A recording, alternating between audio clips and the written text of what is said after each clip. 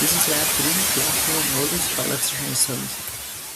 The purpose of Part 1 of the lab was to calculate the mass of a black hole using the motion of a star, while the purpose of Part 2 was to simulate the motion of a spaceship around the planet and the moon by calculating unnecessary gravitational forces and using Newton's second law to predict the motion of the moon and spaceship. And the principles utilized throughout this include Newton's second law, momentum, and gravitational force.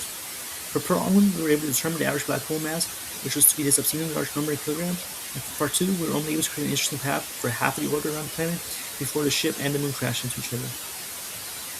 So for the first computational mode, initial conditions include gravitational constant and the mass of the star.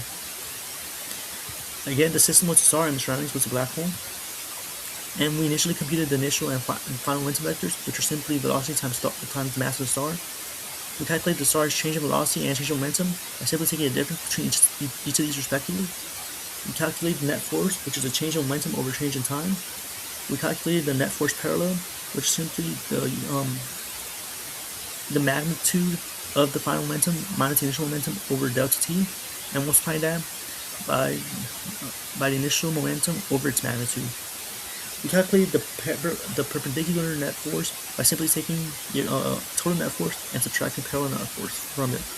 And we calculated the black hole's mass by taking the magnitude of the net force, multiplying it by the magnitude of the star's position squared, and doing all that over the star's mass times gravitational constant.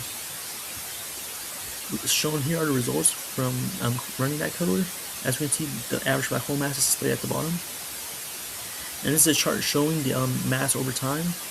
As you can see, the yellow line is a consistent line since it represents the calculated average mass, which can compare to the calculated mass, which shows the accurate mass at each individual interval. And while the calculated mass does fluctuate, ultimately I believe the average mass is an accurate representation of the average mass. For the second computational model, we had the shipping the system and the surroundings of the moon and the planet. We had the initial conditions of the gravitational constant, the mass of the planet, the mass of the moon, the mass of the ship. For this, we simply have to calculate the net force on the moon and calculate the net force on the spaceship. Firstly, we had to calculate the net force for each one. We did the distance between the system and the surroundings over the magnitude of that same distance between system and surroundings. We multiply that by the gravitational constant times the mass of the system times the mass of the surroundings over the magnitude of the distance between the system and the surroundings squared. We did that for the planet on the moon, we did that for the ship on the moon, we did that for the planet on the ship, and we did that for the moon on the ship. And we added these up to get the net force. And then ultimately at the end, we calculate the velocity using the velocity update formula, which is net force over mass times delta t plus initial velocity. And we also use the position update formula, which is initial position plus the initial velocity, average velocity times change in time.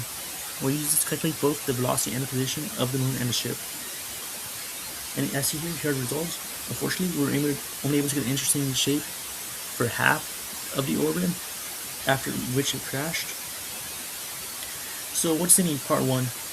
While mathematically equivalent, the net force and its parallel and perpendicular components represent the measurable physical interactions causing changes in an object's speed and direction, whereas the rate of change of momentum and its corresponding components describing the resulting observable kinetic effects derived from tracking its spatial movement over time. What if part 2? To simulate the movement of all 4 objects, your code must continuously calculate the gravitational pull between every possible pair at each step in time. The extremely massive black hole and star will control the primary paths of the orbit, while the much lighter planet and moon will only create small adjustments to the overall system. Conclusion. Possible errors. For part 1, I could have found a better method for calculating the average mass of the black hole rather than simply taking the mean. The mean is acceptable to being affected by the outliers. For part 2, I could have calculated a better method for creating notable order paths rather than simply using trial and error. And the results. For part 1, and using the motion of the star, we were able to determine the average black hole mass to be this obscenely large number, while for part 2, we were only able to calculate all the necessary gravitational forces and using Newton's second law to predict the motion of the moon and spaceship. Despite this, we were only able to create an interesting orbit path for half the orbit around the planet before the ship and the moon crashed into each other. Thank you.